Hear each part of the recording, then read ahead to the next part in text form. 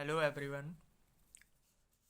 आज के अपने इस वीडियो में हम प्लेनेटरी लॉ ऑफ मोशंस के बारे में पढ़ेंगे। Kepler's law of planetary motions हमारे एनडीए के एग्ज़ाम पॉइंट ऑफ व्यू से जनरल नॉलेज के लिए बहुत इम्पोर्टेंट है। चलिए जल्दी से जल्दी हम अपनी शुरुआत करते हैं। Kepler's law of planetary motion.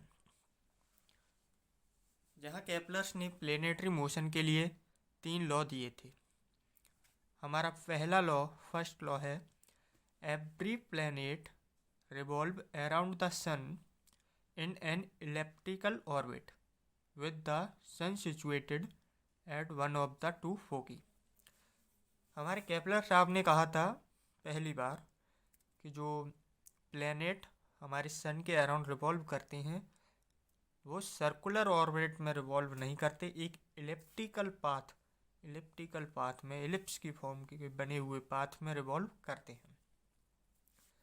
जहाँ जो सन होता है वो इस इलिप्टिकल के 2 फोकस, एक फोकस ये है, एक फोकस ये है, इनमें से एक फोकस पर सन होता है और ये है हमारा प्लैनेट। ये हमारा प्लैनेट है और ये है हमारा सन, जो कि एक इलिप्स की एक फोकस पर प्रेजेंट है। पहले लॉ में हमारे केपलर साहब ने बस इतना ही बताया था कि कोई भी प्लैनेट हमारे सन की तरफ जो रिवॉल्व करता है वह इलिप्टिकल ऑर्बिट में रिवॉल्व करता है। चलिए अब अपने सेकंड लॉ की तरफ बढ़ते हैं।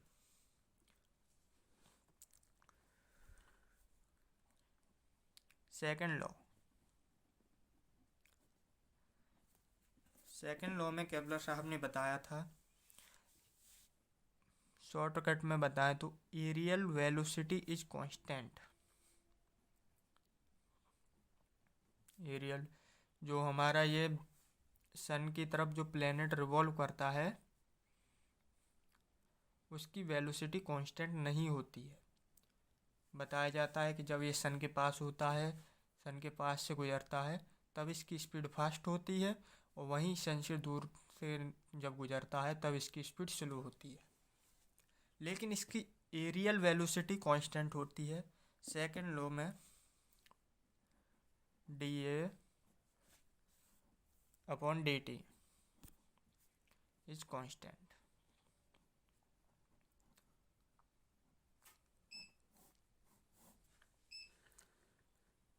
इसकी एरियल वेलोसिटी कांस्टेंट होती है।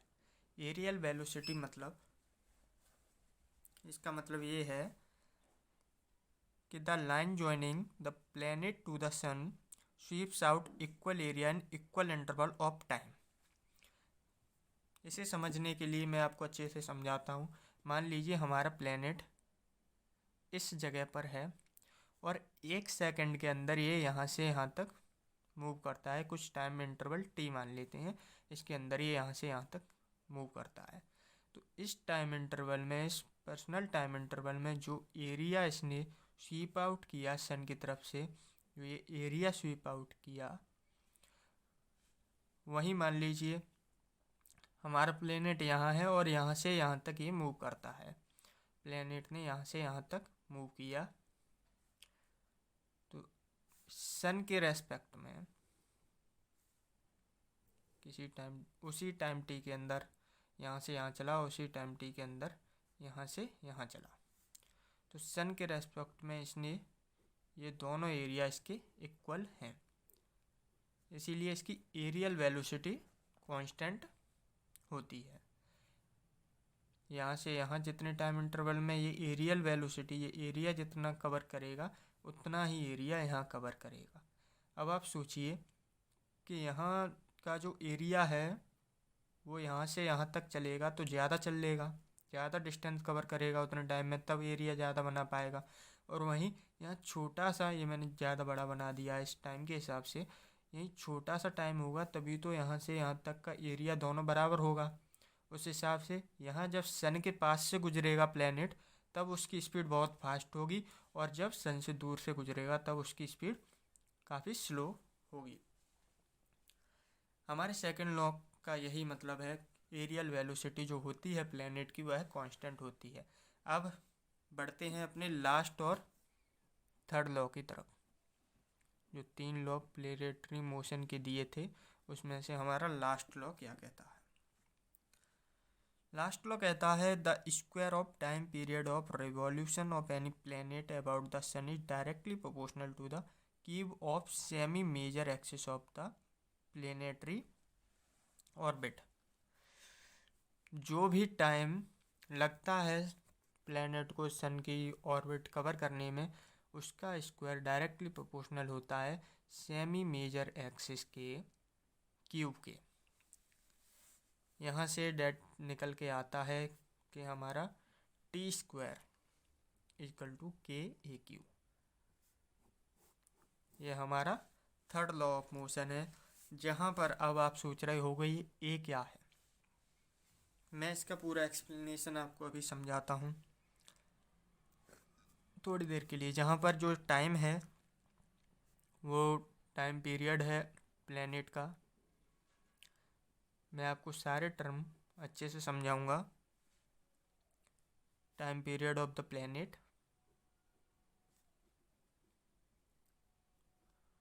और जो हमारा के है वो है हमारा Kepler constant, Kepler's constant.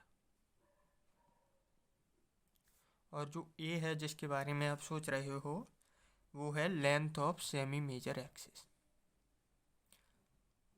Length of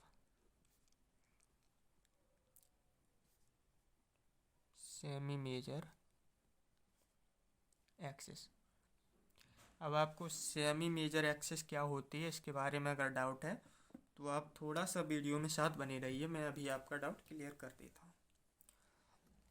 जैसा कि मैंने आपको बताया कि हमारा जो सन है वो, जो प्लैनेट है वो सन की सर्कुलर ऑर्बिट में न घूमकर इलेप्टिकल ऑर्बिट में सन के चारों तरफ घूमता है।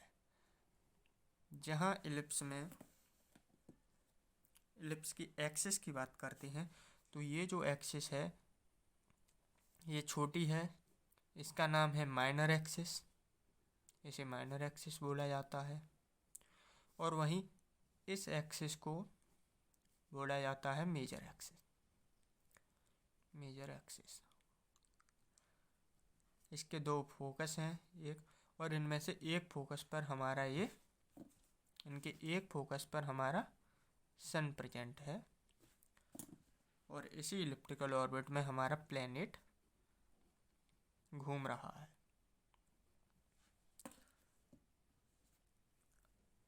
ये हमारा सन है।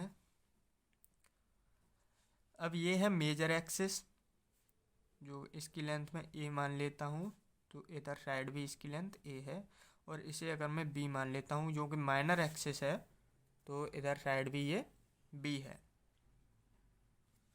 अच्छा, अब यहाँ से यहाँ तक का डिस्टेंस जो हाफ डिस्टेंस है इसका मेजर एक्सिस का ए, इसे हम बोलते हैं, ये हाफ डिस्टेंस यहाँ से यहाँ तक का सेमी मेजर एक्सिस। यही थर्ड लॉ का ए है, time is direct time square of time is directly proportional to cube root of semi major axis. यही हमारा थर्ड केपलर लॉ है। सेमी मेजर एक्सिस मैं लिख देता हूँ यहाँ पर ए, और ये हमारा एलिप्टिकल पाथ है, और ये हमारा सेकंड फोकस है। तो हमारा सन, प्लैनेट सिस्टम और केपलर लॉ का कंप्लीट हुआ जनरल नॉलेज के हिसाब से। एनडीए में इसका काफ़ी महत्व है। उम्मीद करता हूँ आपको हमारा ये वीडियो पसंद आया होगा। अगर पसंद आया है तो कमेंट करके ज़रूर बताएं। Thank you. आगे ऐसे ही और वीडियो आपके लिए लाते रहेंगे।